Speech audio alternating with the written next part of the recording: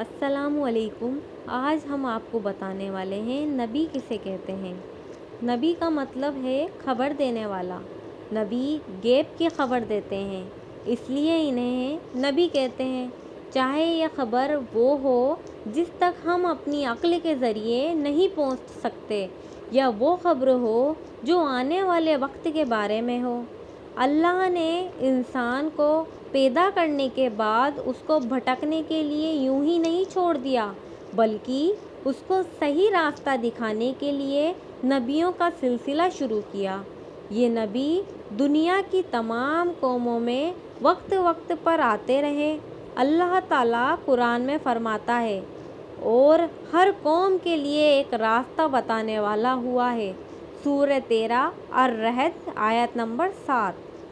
ان کا کام انسانوں کو راستہ دکھانا تھا، اس لیے یہ انسان ہی ہوا کرتے تھے اور لوگوں سے ان کی زبان میں ہی باتیں کیا کرتے تھے، تاکہ لوگوں کو اللہ کے دین کے بارے میں پتہ چلے اور ان کا زندگی بتانے کا طریقہ لوگوں کے لیے مثال بن سکے۔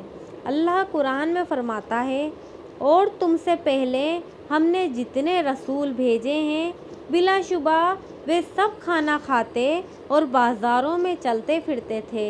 سورہ 25 الفرقان آیت نمبر 20۔ اور تم سے پہلے بھی ہم کتنے رسولوں کو بھیج چکے ہیں، انہیں ہم نے بیویاں اور بچے بھی دیے تھے۔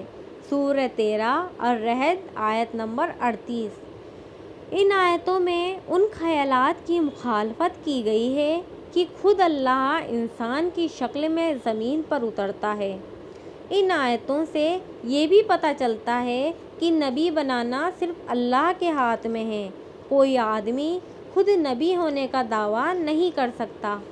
اللہ فرشتوں میں سے پیغام پہنچانے والا چن لیتا ہے، اور انسانوں میں سے بھی بلا شبہ وہ سب کچھ سنتا دیکھتا ہے۔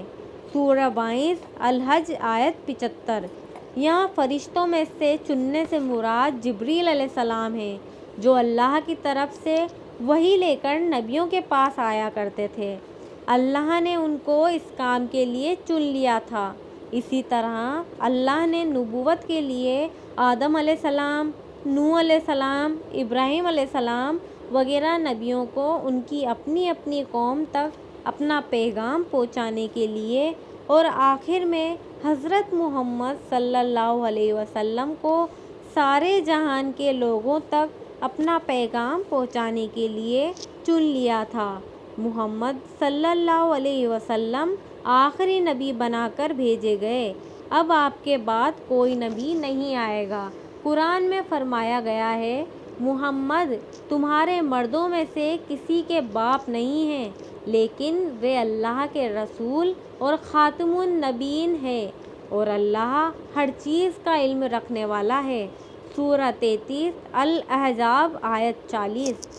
نبی اور رسول میں فرق یہ ہے کہ رسول اپنی شریعت لے کر آتا ہے، اور نبی پہلے رسول کی شریعت کو زندہ کرنے کے لیے بھیجا جاتا ہے۔